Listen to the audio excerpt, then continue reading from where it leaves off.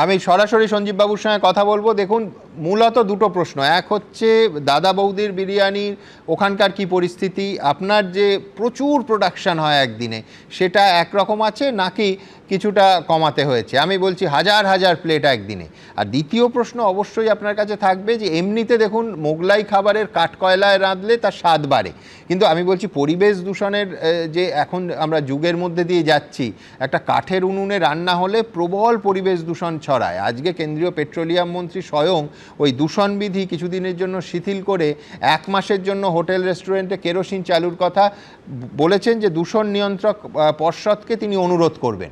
আমি বলছি এটা নিয়ে কি ভাবছেন, এবং প্রোডাকশান যে হাজার হাজার প্লেটের প্রোডাকশান হয় দাদা বৌদির বিরিয়ানির, সেটা কি কমানোর কথা ভাবছেন বা কমাতে হচ্ছে সঞ্জীববাবু? এই সংকটে আমাদের গ্যাসের যে সংকট দেখা দিয়েছে, সেই জায়গায় দাঁড়িয়ে আমাদের কিন্তু আবার পুরোনো আমলের টাইম, পুরোনো দিনের কাঠের উনুনে আবার রিপিটেড দিতে হচ্ছে আমাদেরকে। এবং যদি সরকার আমাদের যে বলেছে যে কিছুদিনের জন্য যে পরিবেশ দূষণের ব্যাপারটা একটা লাইটলি নেবেন, তো আশা করি এটার জন্য আমরা আবার কাঠে দিয়ে যাবো। এবং কিন্তু সব জিনিস তো কাঠে রান্না হবে না। যেমন চাইনিজ বা ইন্ডিয়ান বা বেঙ্গলিয়ানা যেটা আমাদের আছে, সেটা তো কাঠে রান্না হয় না, ছোট ওভেন লাগে, ছোট গ্যাস ওভেন লাগে। সেই জায়গাটা প্রবলেম থেকেই যাচ্ছে। বিরিয়ানির জন্য প্রবলেম হবে না আশা করি।